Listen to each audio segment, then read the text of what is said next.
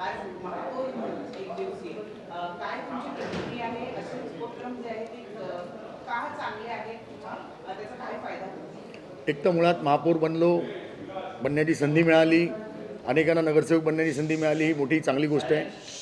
अशा प्रकारची अभिरूप महानगरपालिका सभागृहाचं कामकाज होणे गरजेचं होतं, नितांत गरजेचं होतं.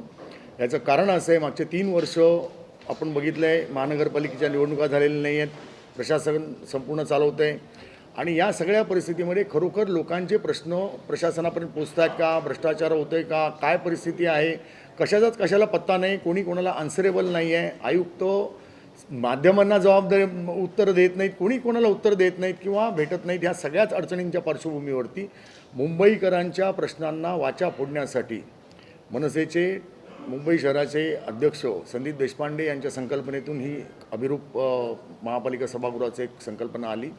ही खरोखर अत्यंत गरजेची गोष्ट आहे. ह्या खरं तर याच्यापूर्वीच हा प्रयोग व्हायला पाहिजे होता.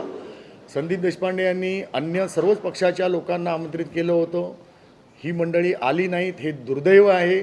आशा करतो की पुढच्या महानगरपालिका म्हणजे मी स्वतः जर पत्रकार असून आलो की नाही, मी असा विचार नाही केला का एका पक्षाची आहे. प्रश्न पक्षाचा नाही आहे, प्रश्न मुंबईचा आहे, मुंबईच्या प्रश्नांचा आहे. या प्रश्नांना वाचा फोडण्याचा एक प्रयत्न आहे, एक प्रयोग आहे. हा अतिशय यशस्वी झाला. म्हणजे या सभागृहामध्ये ज्या ज्या लोकांनी मतं मांडली, अत्यंत अभ्यासपूर्ण मांडली. मला खरंच आश्चर्य वाटतं, खऱ्या महानगरपालिकेमध्ये सुद्धा असे अभ्यासू नगरसेवक फार कमी राहिले जातात. प्रत्येक नगरसेवकांनी अत्यंत पोटतिडकीने म्हणजे यांची पोटतिडक मुंबईच्या प्रश्नांविषयीच्या दिसत होती. मुंबईच्या प्रश्नांची अवस्था, खास करून सिमेंट कॉन्क्रीटचे प्रश्न असतील, पावसाळ्यात पाणी तुंबण्याचा प्रश्न असेल, नालेसफाईचे प्रश्न असतील, या सगळ्या मुद्द्यांवरती प्रत्येक नगरसेवकांनी अभिरूप महानगरपालिकेतल्या सभागृहातल्या प्रत्येक नगरसेवकांनी अत्यंत अभ्यासपूर्ण मतं मांडलेली आहेत. आणि सगळ्यात महत्त्वाचा मुद्दा याच्यामध्ये मला जो दिसला तो रस्त्यांच्या प्रश्नावरती असेल, नालेसफाईच्या प्रश्नावर असेल. प्रशासनाने श्वेतपत्रिका काढण्याची आता नितांत गरज बनलेली आहे आणि हे अभिरूप महानगरपालिकेचा हा पहिला प्रयोग 100% यशस्वी झालेला आहे.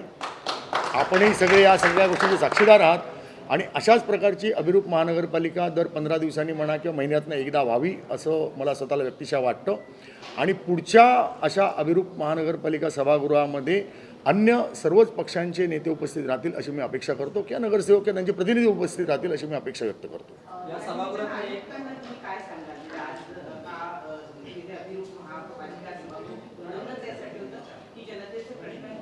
महापालिकेपर्यंत पोहोचावे, परंतु जसं आपल्याला माहिती आहे की महानगरपालिका नाही आहे आणि हे सगळे जे नगरसेवक आज होते हे सर्वसामान्य नागरिक आहेत, मुंबईकर आहेत. आज जे काही प्रश्न मांडले गेले हे पुढे आयुक्तांपर्यंत आपण कशा पद्धतीने पोहोचवण्याचा प्रयत्न करा. निश्चितपणे या अभिरूप महापालिका सभागृहाचा महापौर म्हणून आणि याचे आयोजक आणि नगरसेवकांनी इथे व्यक्त केलेल्या भावनांचं नीट पद्धतीने सूत्रबद्ध पद्धतीने व्यवस्थित निवेदन तयार केलं जाईल आणि ते महानगरपालिका आयुक्तांना भूषण गगराणी यांना दिलं जाईल. ह्याच्यातला माझ्या दृष्टीने महत्त्वाचा मुद्दा आहे तो रुग्णालयांचं PPPकरण करू नये. महानगरपालिका रुग्णालयांचं अधिक सक्षमीकरण करावं आणि वैद्यकीय शिक्षणाच्या MBBSच्या सीट्स कशा वाढतील या दृष्टीने प्रयत्न करावेत. सिमेंट कॉन्क्रीटच्या रस्त्यांची खरंच आवश्यकता आहे का हे एकदा पुन्हा तपासून गल्लीबोळात तरी किमान सिमेंट कॉन्क्रीटीकरण करू नये. 46 प्रकारच्या आपल्याकडे युटिलिटी सर्व्हिसेस आहेत. भविष्यामध्ये जर सिमेंट कॉन्क्रीटचे रस्ते खणायला लागले तर त्याची जबाबदारी आयुक्त घेणार आहेत का, हा मुद्दा आहे. राजकीय पक्षांचे नेते आपल्या सोयीनुसार अनेक मागण्या करतात. आपण बघितलं असेल की लाडक्या बहिणीकरता 2100 रुपयाची घोषणा केली होती. आता निवडून आल्यानंतर त्याचा नामोनिशाणा नाही आहे, खरेदीतील पत्ता नाही आहे. शेतकऱ्यांच्या कर्जमाफी असेल, वीजमाफी असेल, अनेक मुद्दे असतील. तशाच प्रकारे हा सिमेंट कॉन्क्रीटकरणाचा विषय आहे. याच्यातनं अनेक गंभीर समस्या प्रश्न निर्माण होऊ शकतील आगामी काळामध्ये. तर या सगळ्या संदर्भात पुन्हा एकदा आयुक्तांनी या सगळ्या गोष्टींचा तपासून खरंच आवश्यक असेल तेवढ्यापुरते सिमेंट कॉन्क्रीटचे रस्ते करावे. कारण वारंवार युटिलिटी सर्व्हिसेसच्या कारणांसाठी रस्ते खोदण्याची गरज पडू शकेल आणि हा खर्च न परवडणारा असेल असं माझं मत आहे. या सभागृहाच्या निमित्तानं ज्या पद्धतीने नगरसेवकांनी प्रश्न मांडले त्याच्यात मी समोर येते की जनसामान्यांचे प्रश्न अधिकारी सोडवत नाही आहे हे चित्र दिसून येतं. एक महापालिका आयुक्तांना तुम्ही ज्यावेळेला निवेदन द्याल त्यामुळे कोणत्या गोष्टींचा समावेश असेल ही बाब तुम्ही त्यांना सांगणार आहात. नाही, आजच्या या विषयामध्ये आज आपण जे सभागृह घेतलं त्या सभागृहामध्ये प्रामुख्याने सिमेंट कॉन्क्रीटचे रस्ते हा विषय घेतलेला आहे, आरोग्य हा विषय घेतलेला आहे, आपत्कालीन व्यवस्थापन हे 3 विषय आपण त्याच्यामध्ये घेतलेले आहेत. तिन्ही विषय सर्वसामान्यांच्या मुंबईकरांच्या दृष्टिकोनातून अत्यंत महत्त्वाचे. मुंबईत पाणी तुंबण्याचा प्रश्न निर्माण होऊ शकतो. अनेक सदस्यांनी अशी भावना व्यक्त केली, मोठ्या प्रमाणात सिमेंट काँक्रिटीकरण झालं तर भविष्यामध्ये पाणी तुंबलं त्याची जबाबदारी कोण घेणार आहे, त्याच्यातनं होणारी समस्या, त्याच्यातनं आरोग्याचे निर्माण होणारे प्रश्न. तर या अनुषंगाने जर विचार केला तर आयुक्तांना आपण एक सविस्तर निवेदन तयार करून आपण ते देणार आहोत. आणि माझं तर म्हणणं असं आहे की आयुक्तांनी किंवा सहाय्यक पालिका आयुक्त 24 वॉर्डातले यांनी नियमितपणे जनता दरबार घेऊन लोकांचे प्रश्न समजून घ्यावे, तास 2 तास वेळ द्यावा. माझ्या माहितीत काही IAS ऑफिसर्स आहेत, काही IPS ऑफिसर आहेत, रोज 4 ते 6 वेळ नागरिकांसाठी देतात. पूर्वी मुंबई महानगरपालिकेचे एक रंगनाथन म्हणून आयुक्त होते, ते रोज 4 ते 6 नागरिकांना वेळ द्यायचे. गगराणी, भूषण गगराणी यांनी नागरिक आणि पत्रकारांसाठी अशा प्रकारे आठवड्यातले किमान 3 दिवस ठेवायला काहीच हरकत नाही आहे. एरवीच्या वेळेला सभागृहात तुम्हाला नगरसेवकांसाठी अतिरिक्त आयुक्तांना वेळ द्यावाच लागतो. मुंबई महानगरपालिकेचे आयुक्तांनी, माझं स्पष्ट मत आहे, यापुढे दररोज 4 ते 6 किंवा तास 2 तास जे काय असेल ते सर्वसामान्यांना वेळ द्यावा. त्याचप्रमाणे माध्यमांनासुद्धा वेळ द्यावा आणि अतिरिक्त आयुक्तांना किंवा खाली सगळ्या लोकांना. हे बघा, याच्यात मुंबई महानगरपालिका ही सर्वसामान्य नागरिकांचे सामान्य जीवनाचे लोकांचे प्रश्न सोडवणारी महानगरपालिका. याच्यात गोपनीय काही नाही आहे, हे काही डिफेन्स डिपार्टमेंट नाही आहे. त्यामुळे आणि पूर्वी काही आयुक्त, शरद काळेंसारखे विद्वान आयुक्त या महापालिकेत झाले होते, त्यांनी भूमिका त्यावेळेला स्पष्टपणे सांगितलं होतं की अधिकाऱ्यांनी कोणत्याही माणसाने कुठलीही माहिती मागितली तरी द्यावी. खरं तर माझं असं म्हणणं आहे, मुंबई महानगरपालिकेमध्ये ते काय RTI बिटीआय टाकण्याची पण कोणाला गरज नाही आहे. मागाल ती माहिती द्यायला, उपलब्ध करून द्यायला अडचण काय आहे? तुम्ही जर गडबड करत नसाल, स्वच्छ कारभार करत असाल तर तुम्हाला मागाल ती माहिती देण्यात काहीच हरकत नाही आहे. बरं, तुमच्या कामकाजाच्या आड येणार नाही अशा वेळा तुम्ही द्या, किंवा एक 4 ते 5, 3 ते 6 किंवा आठवड्यातले 2 दिवस किंवा 3 दिवस माध्यमांना खास करून वेळ देण्याची गरज आहे. त्याशिवाय लोकांपर्यंत महानगरपालिका काम करते का नाही करते, किती चांगलं करते हे कळणार कसं? भविष्यात जेव्हा महानगरपालिकेच्या निवडणुका होतील तेव्हा नगरसेवक येतील, ते सक्षमपणे आपली भूमिका मांडतील, त्यावेळेची परिस्थिती वेगळी आहे. पण मागचे 3 वर्ष प्रशासकीय राजवटीकडे चालू आहे. अशा वेळेला आयुक्त हे मुंबईकरांना उत्तरदायी आहेत, असायला पाहिजे, याच्यावर मी ठाम आहे.